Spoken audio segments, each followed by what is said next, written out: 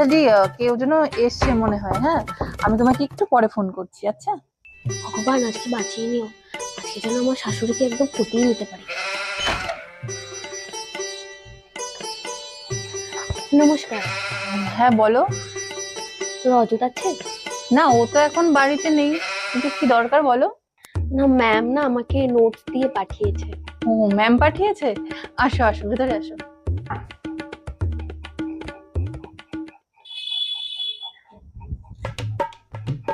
তো দেখি কি নোটস দিয়েছে। আপনি রজতের কে হন? আরে, আমি তোর মা। মা এত ইয়ং কি করে হয়? কি হলো? এই যে থার্ড পেজে রয়েছে। আচ্ছা তুমি বসো, হ্যাঁ আমি জল নিয়ে আসি।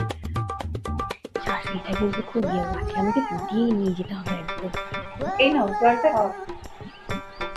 আপনি আবার কষ্ট করে আনতে গেলেন কেন? আমি নিয়ে আসতাম গিয়ে। আরে তা কি হচ্ছে, তুমি আমার বাড়ি এসেছো এত কষ্ট করে নোটস নিয়ে, খাও। আপনার শরীর এখন কেমন আছে? না গো, কদিন ধরে শরীরটা তেমন ভালো নেই। পাটা একটু ব্যথাটা বেড়েছে তো, এই জন্য বাড়ির কাজ বাজও ঠিক করে করতে পারছি না, আর ছেলেকে নিয়েও বেরোতে পারছি না। আপনি আমাকে বলুন না, আমি সব কাজ করে দিচ্ছি, আমি সব কাজ পারি। আমি তো আপনার নিজের লোকের আরে মতো। তা কেন, তুমি এসেছো আমার বাড়ি নোটস দিতে। আরে দিন না আমাকে, আমি সব কাজ করে দিতে পারবো। আরে তুমি কি বসে। কাজ করতে হবে? রান্নাঘরে থালা বাসন মাজতে হবে, 1 মিনিটের ব্যাপার, আমি যাবো আর আসবো। আরে কি দরকার ছিল বলো এসব করার? 2 মিনিটের জন্য এসেছো তুমি। তো কি হয়েছে, এইটুকুই তো বাসন, আমি এক্ষুনি মেজে দেবো। আমি তো আপনার নিজেদের মতোই।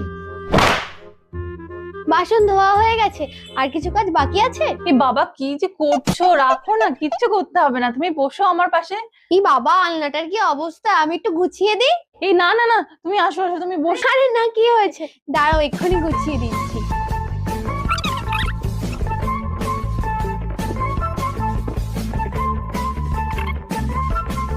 আলনা গুছিয়ে দিয়েছি, আর কিছু কাজ বাকি আছে। এ বাবা না না, তুমি বসো বসো। ঘরটা মুছে দিই। কি লজ্জায় ফেলছো আমাকে, কিন্তু তুমি বসো না।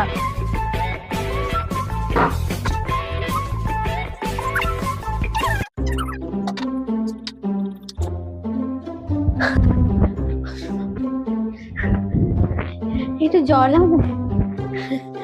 হ্যাঁ, এই নাও। আচ্ছা কাকিমা, রজত কখন আসবে? কাকিমা? আপনি তো রজতের মা, তো কাকিমাই তো। হ্যাঁ, সে